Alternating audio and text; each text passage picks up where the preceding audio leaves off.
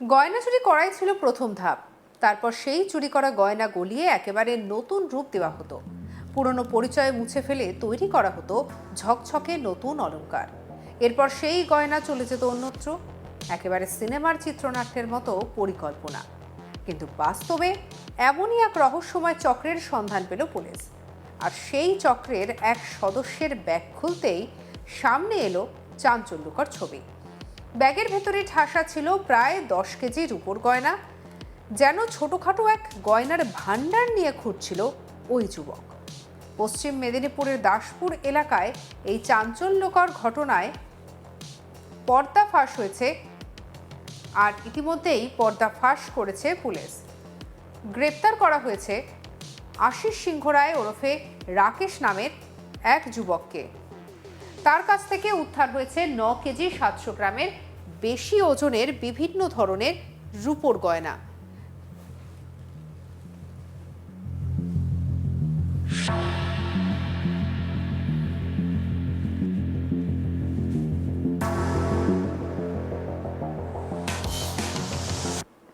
সূত্রের খবর, সে বিপুল পরিমাণে গয়নার কোনো বৈধ কাগজপত্র দেখাতে পারেনি অভিযুক্ত। আর এরপর তাকে জিজ্ঞাসাবাদ শুরু করে পুলিশ। তদন্তকারীদের দাবি, জেরায় উঠে এসেছে চুরি করা গয়নার পরিচয় বদলে ফেলার এক চক্রের তথ্য। পুলিশ সূত্রে জানা গিয়েছে, দীর্ঘদিন ধরেই ঘাটাল এবং দাসপুর এলাকায় চুরি হওয়া গয়না লোপাট করার একটি চক্র সক্রিয় ছিল। চুরি করা গয়না সরাসরি বিক্রি না করে প্রথমে সেগুলোকে গলিয়ে ফেলা হতো। এরপর নতুন ডিজাইনের গয়না তৈরি করা হতো এবং তা বাজারে ছড়িয়ে দেওয়ার পরিকল্পনা ছিল বলেই তদন্তকারীরা মনে করছেন। ফলে পুরনো গয়নার কোনো চিহ্নই আর থাকতো না। এই কৌশলে তদন্তকারীদের কাছে সবথেকে বড় রহস্য হয়ে উঠেছিল। নির্দিষ্ট তথ্যের ভিত্তিতে ঘাটাল এবং দাসপুর থানার পুলিশ তদন্ত শুরু করেছে। এরপর কয়েকদিন আগে দাসপুর এলাকায় ওই যুবককে ব্যাগ সহ আটক করা হয়। ব্যাগ তল্লাশি করতেই উদ্ধার হয়েছে বিপুল পরিমাণে রূপোর গয়না। পুলিশ সুপার পাপিয়া সুলতানা সাংবাদিক সম্মেলন করে জানান, উদ্ধার হওয়া গয়নার পরিমাণ 9 কেজি 700 গ্রামেরও বেশি। অভিযুক্ত কোনো সঠিক নথি দেখাতে পারেনি। তদন্তে প্রাথমিকভাবে চুরি করা গয়না গলিয়ে নতুন করে তৈরি করে বিক্রির একটা চক্রের সন্ধান মিলেছে। তবে তদন্ত এখানেই থেমে নেই। এই চক্রের সঙ্গে আরও কেউ যুক্ত কিনা, কোথায় কোথায় গয়না তৈরি করা হতো, কোথায় পাঠানো হতো এবং এর পেছনে অবৈধ অর্থের কোনো যোগ রয়েছে কিনা, সব দিক খতিয়ে দেখছে পুলিশ। কি বলছেন পাপিয়া সুলতানা, শুনবো। গত 4 তারিখে একটা টিপ পাওয়া যায়, যে টিপের ওপর ডিপেন্ড করে আমার ওসি ঘাটাল এবং ওসি দাসপুর এই দুটো টিম একসঙ্গে একটা লোককে অ্যাপ্রিহেন্ড করে, আশিস সিংহ রয়, যার ডাকনাম হচ্ছে রাকেশ। সেখান থেকে আমরা প্রায় 9.738 রূপো আমাদের বাজেয়াপ্ত করা হয়। যে রূপোগুলোর কোনো কাগজপত্র পাওয়া যায় না, সে কোনো সদুত্তর দিতে পারেনি কোথা থেকে নিচ্ছে এবং কী কারণে হচ্ছে। তাই আমরা তাকে অ্যারেস্ট করি এবং সেটার বেসিসে আমরা ইনভেস্টিগেশন এখনো চালাচ্ছি। সে এখন পিসিতে রয়েছে, আমাদের সঙ্গে দেখা যাচ্ছে, অ্যারেস্ট করা হয়েছে। এবং কোথা থেকে সে কিনেছে, কোথায় সে বিক্রি করতো, সেগুলোর ডিটেলস আমরা এখন ডিসক্লোজ করছি না, আন্ডার ইনভেস্টিগেশন আছে। But it was a racket, যেখানে কিছু চুরির মাল হয়তো কেনা হতো এবং সেখান থেকে সেটা গলিয়ে ইউজ হতো। এই ধরনের টাকা পয়সা কোথাও অন্যরকম কোনো ফান্ডিং, কোনো ইললিগাল কাজে ফান্ডিং হতো কিনা সেটাও আমরা দেখছি। দাসপুর থানার আর একটা কেস হয়, যেখানে আমরা একটা বোলেরো পিক আপ ভ্যান থেকে আমরা 9টা গবাদি পশু উদ্ধার করি, যেটাকে স্লটারিংয়ের জন্য নিয়ে যাওয়া হচ্ছিল।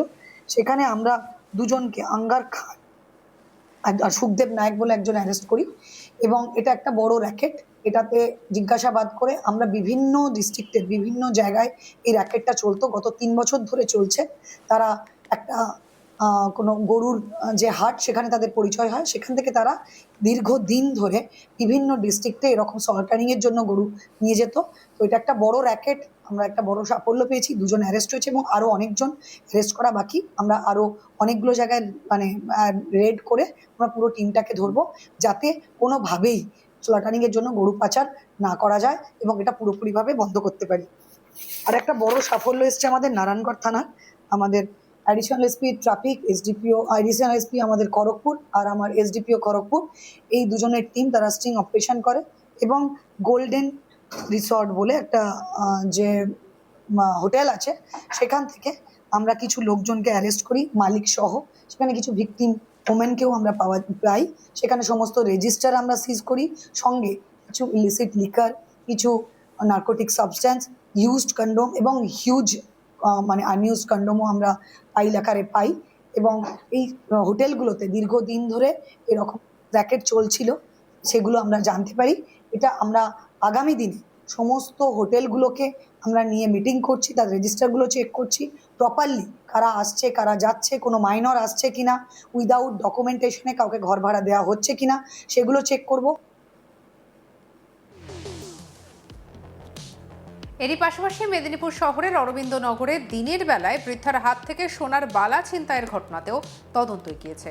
একটি কোম্পানি থেকে এসেছেন বলে পরিচয় দিয়ে এক যুবকের বাড়িতে ঢুকে সুযোগ বুঝে বালা ছিনিয়ে নিয়ে পালিয়ে যায়। কি বলছেন মীরা ঘোষ, শুনবো। পতঞ্জলি থেকে বললো আমরা দুজন ছেলেকে দেখ, ভদ্র ড্রেস একেবারে স্যুট টুট পরা দুজন ছেলে আমার বাড়িতে এলো। আমি খুলতাম না দরজা, তখন দেখাচ্ছে পতঞ্জলির সমস্ত কাগজপত্র ওষুধ, বলছে আপনার এইসবগুলো আমরা পরিষ্কার করব, পয়সা আমরা নিই না, আপনাকে দেখাতে এসছি। এই কাঁচের এই সমস্ত দরজা, কাঁচের দরজা, গ্রিল। তা আমি ঘরে ঢুকতে দিইনি, এই বারান্দাতেই বসেছিল, আমি কথা বলছিলাম। বলতে বলতে বললো রূপোর হাতটা দেখবেন আমার কি সুন্দর পরিষ্কার করি। তারপরে রূপোর হাতটা নিজের পরিষ্কার করলো। তারপরে বলছে আপনার এই আংটিগুলো, না ওটা ও যে লোকটা পড়েছে ও নিজে খুলে পড়লেই দেখুন কি পরিষ্কার হয়।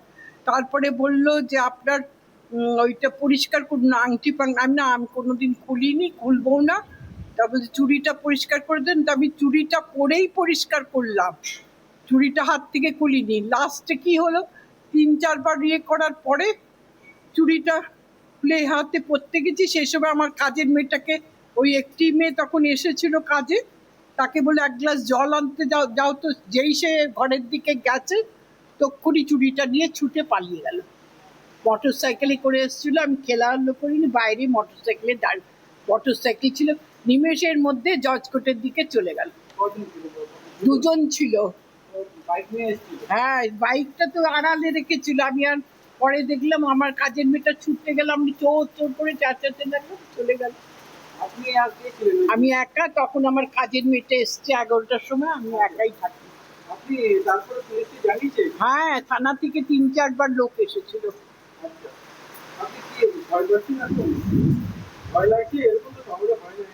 না, আমি আর কোনোদিন খুলবো না। পুলিশ জানিয়েছে এই ঘটনায় 3 জনকে চিহ্নিত করা হয়েছে। খড়গপুরের ছিনতাইয়ের ঘটনাতে গ্রেপ্তার এবং উদ্ধার হয়েছে বলে জানিয়েছে পুলিশ। অন্যদিকে গরু পাচারের ঘটনার পর স্থানীয় বিজেপি নেতৃত্ব কি বলেছেন, শুনুন। পাচারকারীদের অভ্যাস পাচার করা, ওরা ভুলে গেছে যে এখন তৃণমূলের সরকার চলছে না, যেখানে পুলিশকে টাকা দিয়ে এরা সব কিছু জিনিসপত্র পাচার করতো, বিশেষ করে গরু পাচার করতো, গোমাতাদের পাচার করতো। এখন বিজেপি সরকার, এখানে পুলিশকে টাকা দিয়ে কোনো কিছু পাচার করা যাবে না। যেই পুলিশ আগে টাকা নিয়ে এইসব জিনিসপত্র পাচারকারীদেরকে সহযোগিতা করতো, সেই পুলিশই এখন পাচারকারীদের ধরছে। সবজি গাড়ির ভেতর থেকে টেনে টেনে পাচারকারী জিনিসপত্র অর্থাৎ গোমাতাদেরকে বের করে করে ধরছে। অর্থাৎ সরকার পাল্টেছে, সরকারের সাথে সাথে সিস্টেম পাল্টেছে এবং প্রত্যেক মানুষের মানসিকতাও পাল্টেছে।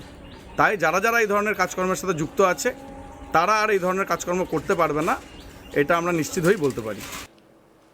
সঙ্গে রাখুন আজ তাক বাংলাকে, সাবস্ক্রাইব করতে ভুলবেন না।